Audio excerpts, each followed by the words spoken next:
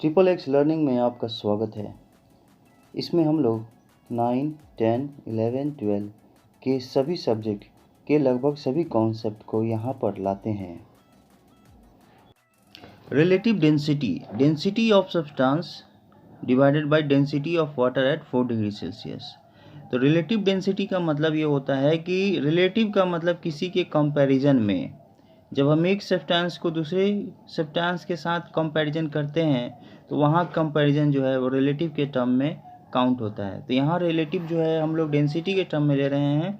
मान लीजिए कोई सब्सटेंस है और उस सब्सटेंस का अगर हमको डेंसिटी कंपेयर करना है दूसरे सब्सटेंस के डेंसिटी के साथ, तो वहाँ पर हम लोग रिलेटिव डेंसिटी यूज़ करेंगे। यहाँ हम लोग डेंसिटी का जो है सब्सटेंस का जो डेंसिटी है वो वाटर के डेंसिटी के साथ कंपेयर करते हैं। इसीलिए रिलेटिव डेंसिटी जो होगा वो density of substance to the density of water at 4 degree Celsius. यहाँ टेम्परेचर वाटर का 4 डिग्री सेल्सियस लेते हैं क्योंकि आइस और वेपर ये दोनों ही वाटर के अलग अलग स्टेट्स होते हैं। वाटर हमारा लिक्विड स्टेट है, गैस हमारा वेपर है ना, तो ये हमारा गैस स्टेट है, और जो आइस है वो सॉलिड है। तो इस तरह से वाटर के 3 स्टेट हो गए, solid, liquid and gas. Solid में आइस आ जाएगा, लिक्विड में वाटर, और गैस में आपको वेपर आ जाएगा। लेकिन हम लोग को ये सभी के टेम्परेचर अलग अलग है, तो इसलिए हम लोग 4 डिग्री सेल्सियस पे लेंगे, उस समय वाटर हमारा लिक्विड स्टेट में होगा। यहाँ पर जो डेंसिटी है रिलेटिव डेंसिटी, यहाँ पर इसके कोई यूनिट नहीं होंगे, क्योंकि अगर डेंसिटी ऑफ सब्सटेंस और density of water at 4 degree Celsius, तो डेंसिटी ऑफ सब्सटेंस जो है न्यूमरेटर है और डिनोमिनेटर में आपको डेंसिटी ऑफ वाटर है, तो दोनों का यूनिट सेम होगा, केजी पर मीटर क्यूब न्यूमरेटर में और डिनोमिनेटर में केजी पर मीटर क्यूब। दोनों कैंसिल हो जाएंगे और आपको कोई भी यूनिट नहीं बचेगा, इसलिए we can say that it has no unit. अब आता है कि मान लीजिए कि इसको दूसरे फॉर्म में भी हम लोग देख सकते हैं कि जो हमारा density of substance to density of water 4 degree Celsius है, तो हम जानते हैं कि density equal to mass by volume.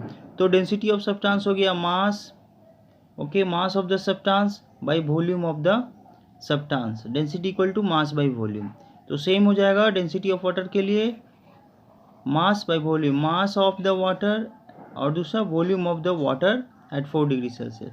तो यहाँ हम लोग कैंसिल करेंगे क्योंकि वॉल्यूम जो होगा वो सब्सटेंस का वॉल्यूम और वाटर का वॉल्यूम दोनों सेम हो जाएगा, तो दोनों कैंसिल हो जाएगा। तो हमारे पास जो रिजल्टेंट रेशियो बचता है वो है आपका mass of the substance to the mass of water at 4 degree Celsius.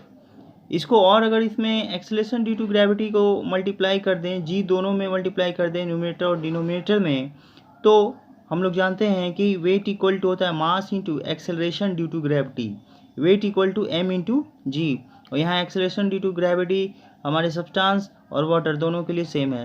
तो अगर हम न्यूमरेटर और डिनोमिनेटर में g मल्टीप्लाई करते हैं तो हमारा रिजल्ट हो जाता है weight of the substance divided by weight of water at 4 degree Celsius.